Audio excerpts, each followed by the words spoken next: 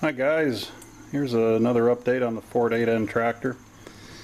I got all the junk off of it, so it's all cleaned up. What I basically used, well, it's not all cleaned up, but what I basically used was low odor mineral spirits, and that pretty much got a lot of junk off of it, a lot of the grease. I'm going to spray it down with a little WD-40 right now because I don't want any rust really developing, because it's pretty much taken off all the grease and stuff that was kind of protecting this, and I don't want any of this to start rusting up on me. I can always clean it up again. So what I've been trying to decide is whether to just clean it up on the outside, wire brush and paint it, or take it off or take it apart and rebuild it. Now I don't really have any play up and down on here, so that pretty much means that I guess these guys, the upper and lower bearings and races, are probably okay, but when I tested for looseness, I guess is what they would call it, maybe they are backlash, there's a lot of slop in here on these steering sectors. So I think I'm going to go ahead and open it up, because I don't think it's had any maintenance done since it was purchased back in 1952.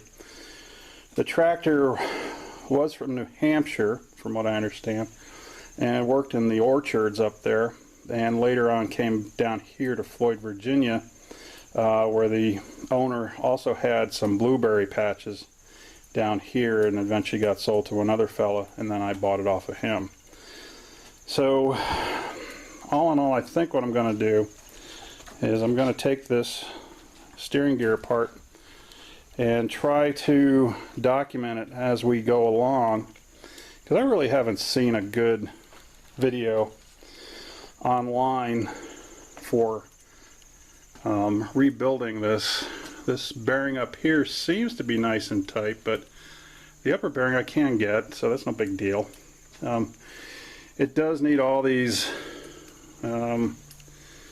felt washers. These guys are pretty much totally gone.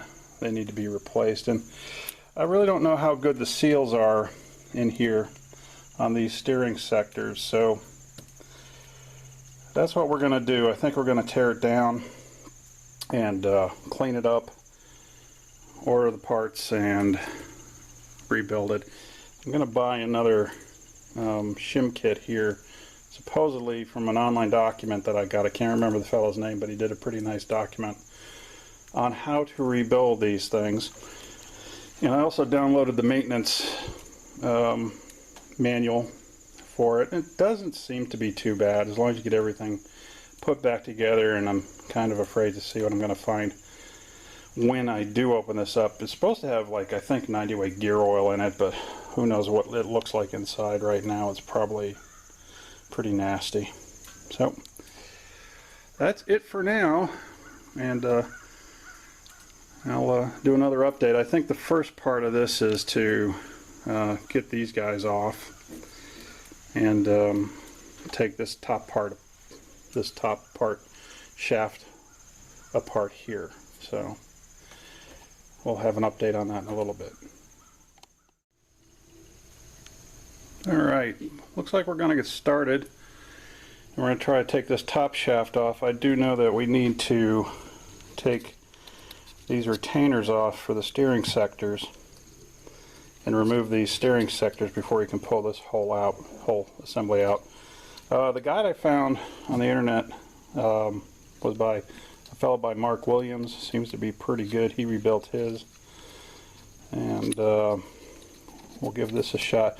One thing to note here is that these steering sectors, there's this flat land here on this one spline shaft, so that's going to be important to make sure that everything lines up again correctly. I've got it in the tub, and the reason why it's in this little tub here is that it was originally filled up with gear oil, I think, and I just don't want to get gear oil all over everything. It's pretty nasty stuff, especially when it gets old.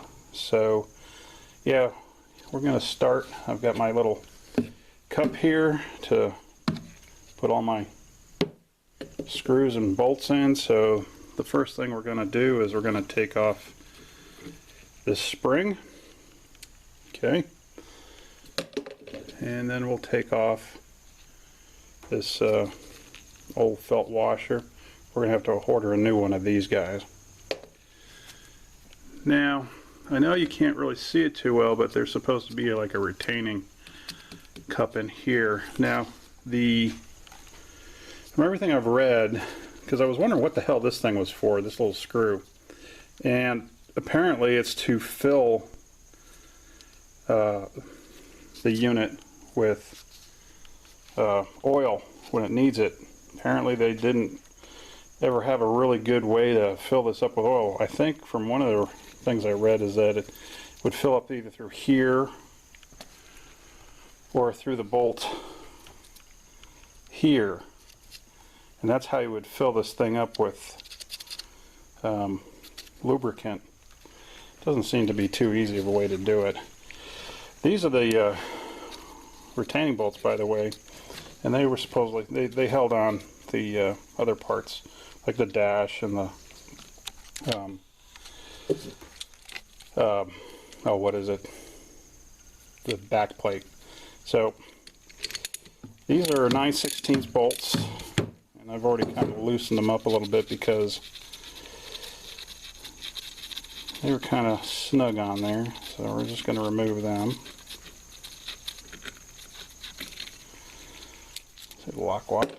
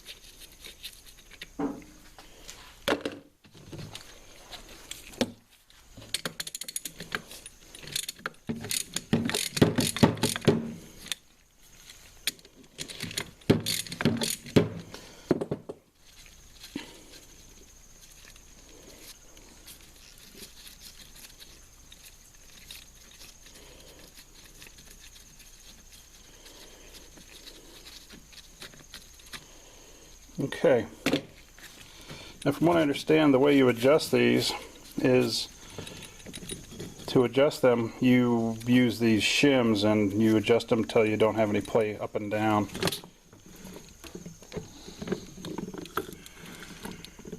And,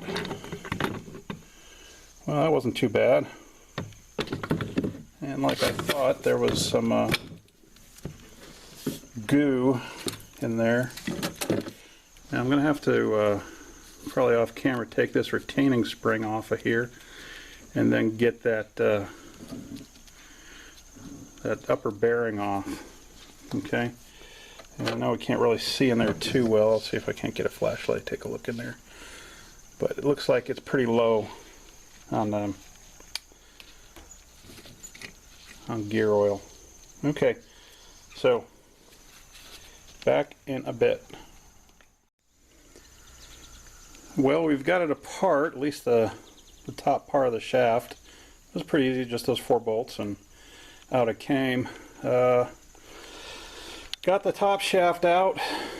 I'm going to leave it like that because I just don't want all these ball bearings kind of just going everywhere.